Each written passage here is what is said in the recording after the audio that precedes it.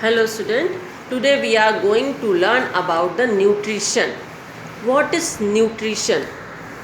So whatever we are eating in food, it contains different nutrients which are essential for our growth, for our development, for the repairing of the tissues and make us protect from different diseases which make us strong our immune system.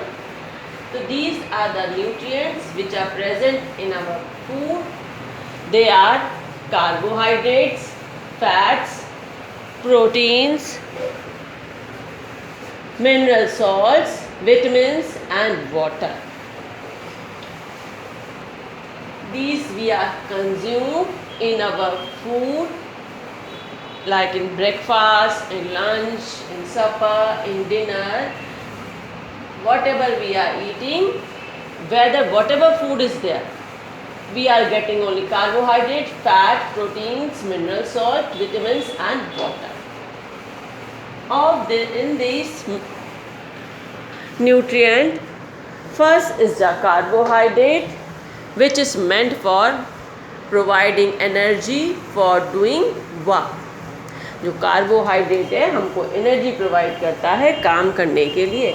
All these are the organic substance. Carbohydrate is the organic material. So it is made up of carbon, hydrogen and oxygen.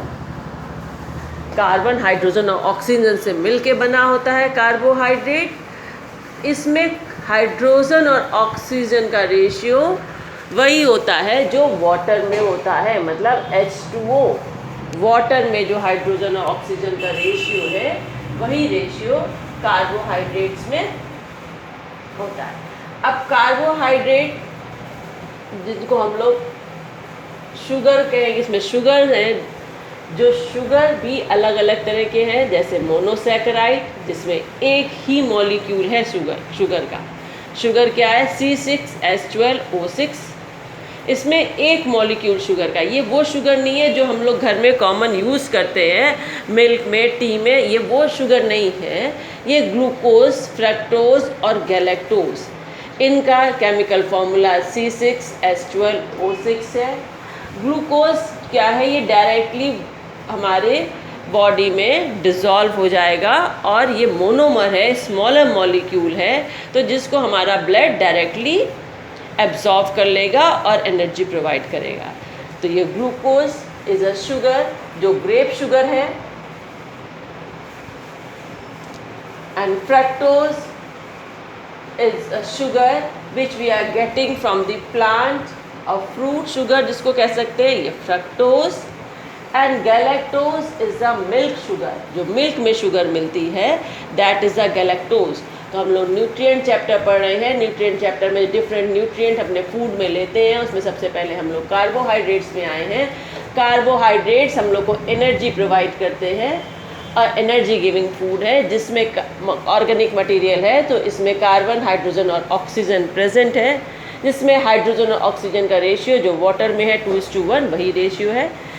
Carbohydrate भी monosaccharide, disaccharide और oligosaccharide. ठीक, तो monosaccharide में एक molecule होता है glucose का या फ्रक्टोज का या गैलेक्टोज का, जिसमें ग्लूकोज ग्रेप शुगर है, फ्रक्टोज फ्रूट शुगर है, गैलेक्टोज मिल्क शुगर है. ठीक, इसी तरह जो कार्बोहाइड्रेट का मोनोसैकेराइड सिंगल मॉलिक्यूल था जो खुद ही मोनोमर्स था, जो उसको ब्लड ने डायरेक्टली एब्जॉर्ब कर लिया. अब कार्बोहाइड्रेट का दूसरा है डाइसैकेराइड. अब डाइसैकेराइड का जनरल फार्मूला क्या है? C12H22O11. मतलब जनरल फार्मूला मतलब ये है कि डाइसैकेराइड में जो दो मोनोमर्स होंगे. Monomers means smaller molecule that can be absorb directly by the blood में हमारे लिए डायरेक्टली एब्जॉर्ब हो जाएंगे. ठीक है, तो इसमें दो मोनोमर्स होंगे. सुक्रोज में कौन कौन होगा? ग्लूकोज और फ्रक्टोज. सुक्रोज क्या है? जो हमारे घर में कॉमन कमर्शियल शुगर रखी है घर में बॉक्स में, जिसको हम लोग टी में या मिल्क में यूज़ कर रहे हैं, वो सुक्रोज है. इसमें सी के कार्बन के 12 मॉलिक्यूल्स, हाइड्रोजन के 22 और ऑक्सीजन के 11 मॉलिक्यूल्स हैं, ठीक।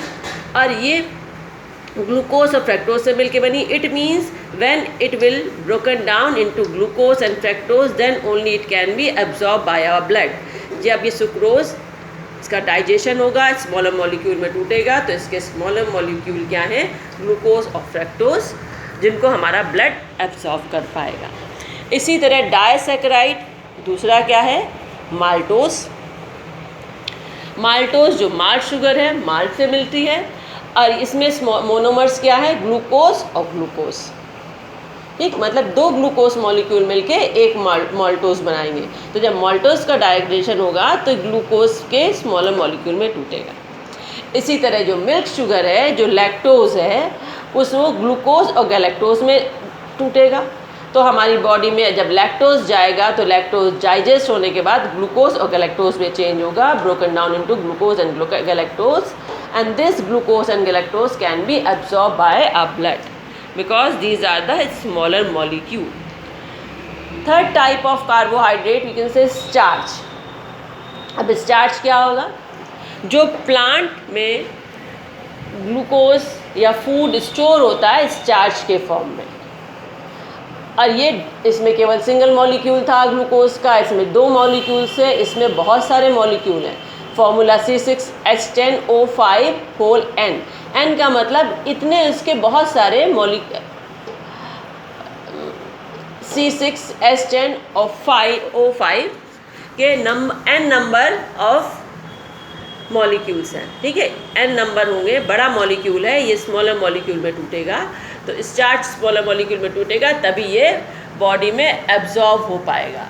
ये पॉलीसैकेराइड है, इसको हम लोग पॉलीसैकेराइड कहते हैं क्योंकि बहुत सारे मोनोमर्स मिलके ये बना होता है। ये किस में हो सकता है, राइस में, मेज़ में, वीट में, बार्ले में, ये इसके चीफ सोर्स है स्टार्च के।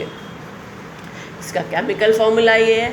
और इसके सिवा 2 और कार्बोहाइड्रेट है, एक तो सेल्यूलोज है जो प्लांट सेल में, सेल वॉल में प्रेजेंट रहता है, ये ह्यूमन बॉडी में डाइजेस्ट नहीं हो पाता है, लेकिन ये रफेज की तरह, इसके फाइबर्स है रफेज की तरह बॉडी में यूज़ होते हैं, और जो बॉडी में कॉन्स्टिपेशन को दूर करते हैं। और नेक्स्ट है ग्लाइकोजन, जो एनिमल में फूड स्टोर होता है लिवर में ग्लाइकोजन के फॉर्म में, जो हम लोग फूड खाते हैं डाइजेशन के बाद वो ग्लूकोज से ग्लाइकोजन में चेंज होकर लिवर में स्टोर हो जाता है। जब फिर बॉडी को एनर्जी की ज़रूरत होती है, ये ग्लाइकोजन वापस ग्लूकोज में बदल जाता है। तो ये पूरे कार्बोहाइड्रेट हैं जो एनर्जी गिविंग फूड न्यूट्रिएंट में ये है। दूसरे न्यूट्रिएंट क्या हैं, fats, protein, mineral salt, vitamins and water. इनके बारे में हम लोग नेक्स्ट वीडियो में पढ़ेंगे।